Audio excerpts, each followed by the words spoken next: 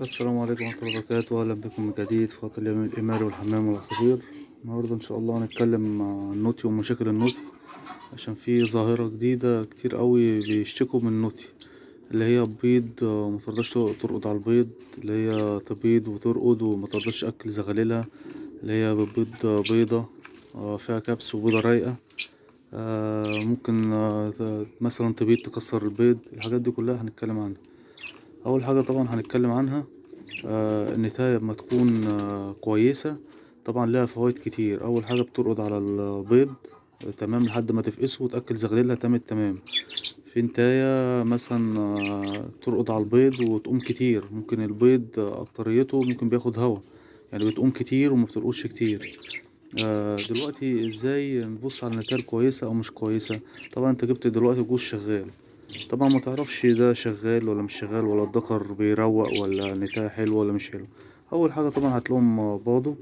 بعد كده انت بتتابع طبعا كل يوم، بتحط لهم اكل. هتبص عليهم طبعا بتختلف، سواء مثلا شفته بصحة كويسة، شفته عيان، بعد كده شفت الدكر زايف، شفت النتاية زايفة، تلاقيهم مثلا باضوا. بعد كده هنبص بقى على البيض، باضت ورقدت كويس تمام بالتمام، مفيش اي مشاكل فيها. تقليب البيض دي طبعا محدش بيشوفها غير ايه اما هي مثلا هي بتقلبه مع حالها، لكن احنا ما بنشوفهاش. احنا بنعرف امتى اللي هي ما بتقلبش البيض؟ اما البيض بيتكبس، تبقى بيض محطوط مثلا على وضعية معينة وهي قاعدة عليه، تقوم وتيجي تقعد عليه. لكن سبحان الله هي حقتها يعني تقوم جاية مقلبة البيض دي كده، تجيبها شمال تجيبها يمين تجيب البيضة دي التانية. ده تقليب البيض، ده طبعا مش هنشوفه، ده بنعرفه امتى ما تكون بتطلع البيض في كبس مرة واتنين وتلاتة، نعرف ان ده ايه كده ما بتقلبش البيض. ترقد مثلا وتقوم كتير، او مثلا بيضة وبيضة، بيضة وبيضة دي سببها ايه؟ اللي هي برضك فيها مشكلة النتاية، اللي هي مثلا بتبيض اول بيضة تبقى كبس من الدكر، وبعد كده ما تجيش يعني ترقد على البيضة وما تروحش للدكر تاني اللي هو كبس عليها.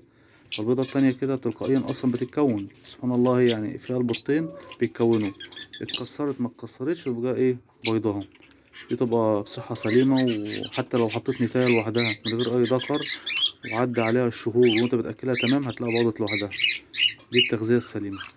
فهي تبقى مثلا بيضة، البيضة اللي فيها كبس تبقى بيضاها، متقدرش أم الذكر تتكسر التكسيرة التانية عشان تكبس البيضة التانية. فدي برضك فيها مشكلة. كده أول حاجة اللي هي مثلا تبيض بنعرفها لما تقلبش البيضة اما البيض يكبس. تاني حاجة تبيض بيضة وبيضة اللي هي ما بترقدش، ما بتخرجش، بترقد وما بتخرجش تتدخر تتكسر تاني التكسيرة الأولى، عاملة زي العصافير، العصفور الأسترالي. تلاقي مثلا بيضة 5 بيضات، تلاقي فيها بيضة واحدة فيها زغلول، والأربع 5 بيضات التانيين اللي بيضاهم تلاقيهم كلهم رايقين. دي تبقى ابن ده على طول. ماشي يا جماعة؟ دي مشاكل النتاية. ممكن بقى تبقى جاية راقدة، خلصنا احنا البيض كده، تبقى جاية راقدة مثلا تبقى مأكلة زغلول وموتة زغلول، ما ترضاش تأكله، بتأكل زغلول واحد. ممكن الاتنين ما تأكلهمش، انتوا واخدين بالكم معايا؟ ممكن الاتنين ما تأكلهمش، ممكن الذكر يزق معاها شوية، بس الذكر طبعا مش اللي هو بيأكل باستمرار غير النتاية. النتاية بتيجي تبقى قاعدة عليهم على طول وبتأكل على طول. في سبحان الله لو حظك حلو يبقى الذكر حنين ممكن يقوم لك الزغاليل، الذكر ممكن يقوم لك الزغاليل. فعشان كده دي نعمل معاها ايه؟ اول حاجة في معظم الحاجات اللي احنا قلناها دي ملهاش علاج. علاجها ايه؟ علاجها اللي احنا لازم نغير النتاية، النتاية تتغير.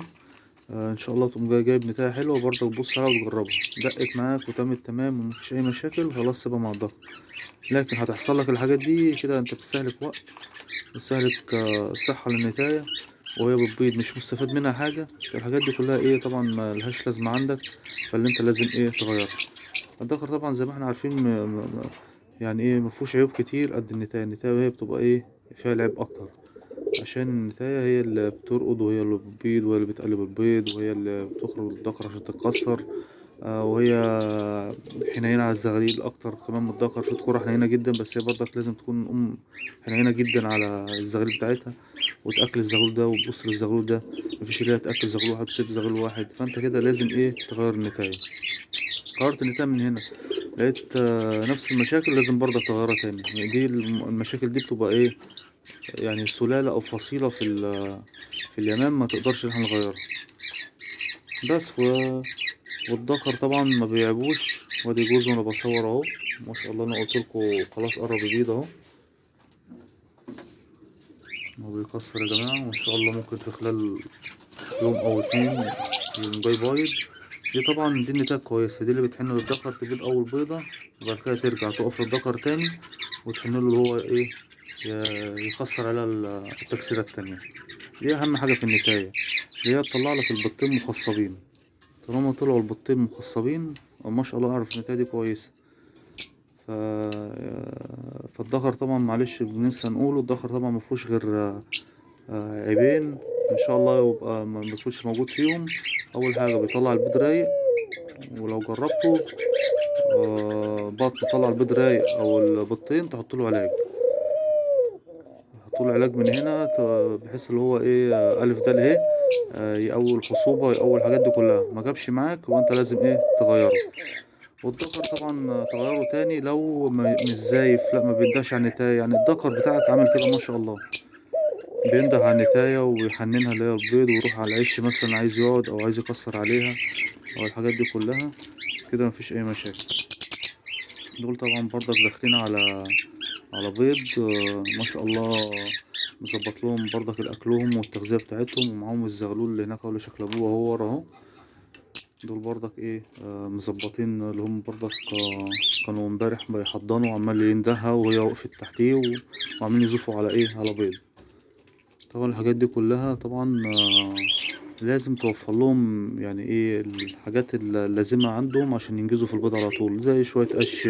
الزغلول طالما كان ينقله خلاص تسيبهم بقى، ما تقلقهمش، ما تقعدش تمسك فيها النتاية موسعة بقى الدكر زي، فاحط النتاية واشوف الدكر هيعمل ايه، او احط الدكر اشوف النتاية هتعمل ايه، او اشيل ده من ده، او احط قفص ده الدكر في قفص وده في قفص اشوف هما هيعملوا ايه. الحاجات دي كلها لا خلاص، انت شفتهم الدكر زايف وبيندع على النتاية كويس وقاعد في مكان التحضير بتاعه وبيلم القش بتاعه تمام، خلاص سيبهم ميه واكل وسيبهم على طول. ان شاء الله خلال اسبوع تلاقيهم ايه بايضين. وانا ان شاء الله بامر الله الجزء اللي انا وريتهولكوا بيكسر دلوقتي دول بكره او بعده بالكتير هتلاقوا وضعت اول بيضه وهم مجهزين ولمين القش في الزاويه اهي هناك اهو، لمين القش ومظبطين الدنيا. بتاعت لهم تبن طبعا فركشوه، مفيش اي مشاكل. احنا قلنا التبن بس ايه عشان يدفيهم شويه في الشتاء، بس هم طالما لموا شويه قش وظبطوا دنيتهم خلاص مفيش اي مشاكل. مرضاش اللي انا ايه اخيلهم تاني او اشككهم في حاجه واقوم جاي اسيبهم ايه براحتهم. عرفنا يا جماعه اللي انت لازم تنجز وتغير النتاية في ايه، في المشاكل اللي احنا قلناها دي كلها في اول ايه الفيديو. بتبيض بيضة واحدة جربت معاها كالسيوم مجابتش تغيرها، بيضة فيها كبس وبيضة مفيهاش كبس تقوم جاي مغيرها، تفقي الزغاليل مثلا اسمه ده، تفقي الزغاليل وتأكل واحد وتموت واحد، لأ ما تأكلهمش خالص، لأ تغيرها. مفيش فرصة ليها اللي انت تسيبها خالص، دي لازم تتغير خالص. بس فاحنا قلنا برضك ايه نقول المشاكل دي كلها عشان برضك في كذا مشكلة جات لنا وكده، فقلنا ايه نوضحها ايه في فيديو عشان كله ايه يستفاد. بصوا لما تكون النتاية عليها لسه بيضة طرية وقربت تنشف فيها، بصوا بتبقى النتاية عاملة ازاي يا جماعة. دي بتبقى النتاية عليها بيضة اهي، طبعا بتبقى مدلدلة جناحاتها زي ما بنقول، وقابة اللي عند ديلها دي بتبقى قابها شوية وعلى طول واكلة وما شاء الله وصدرها نازل كده. دي بتبقى النتاية عليها بيضة بروشت زي ما بيقولوا اهي، ودنها قاعدة. دي يعني ما فيهاش حاجة، مش مضروبة ولا فيها أي حاجة ولا عيانة ولا أي حاجة، لا دي عليها بيضة. إن شاء الله بأمر الله بكرة إن شاء الله هصور لكم أول ما تبيض البيضة الأولى هوريها لكم.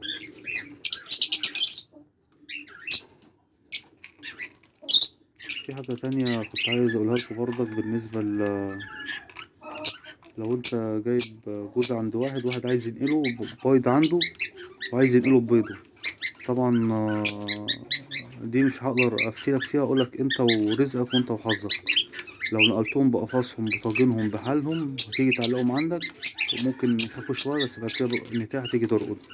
لكن اللي هتنقله منه عنده سلاكه ومش عايز يخرج السلاكه وعايز ياخد الجوز ويدولك ببيضه، دي انت وحظك ورزقك. لو خدتهم بالطاجن بتاعهم او بالقش بتاعهم او ريحه القش بتاعهم والبيض بتاعهم وحطيتهم، لا يرقدوا لا ما يرقدوش، لا يرقدوا لا ما يرقدوش. دي يعني اتسأل لي وانا قلت له والله دي على حسب نقلك ليهم ورزقك، ربنا كاتب لك الرزق اللي انت هتاخده البطين او الزغلولين دول كان بها.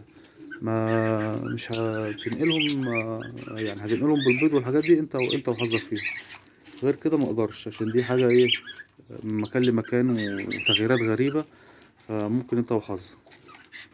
بس نقلتهم برضك بالزغاليل، يا ريت الافضل ان انت ايه تسيبهم مكانه لحد ما الزغاليل تكبر، عشان برضك دي برضك مش مضمونة تنقلهم من مكان لمكان ياكلوهم او ما ياكلوهمش. لكن خدت الزغاليل حطيتهم تحت يمام نفس السن وباكل الزغاليل هياكلوهم عادي.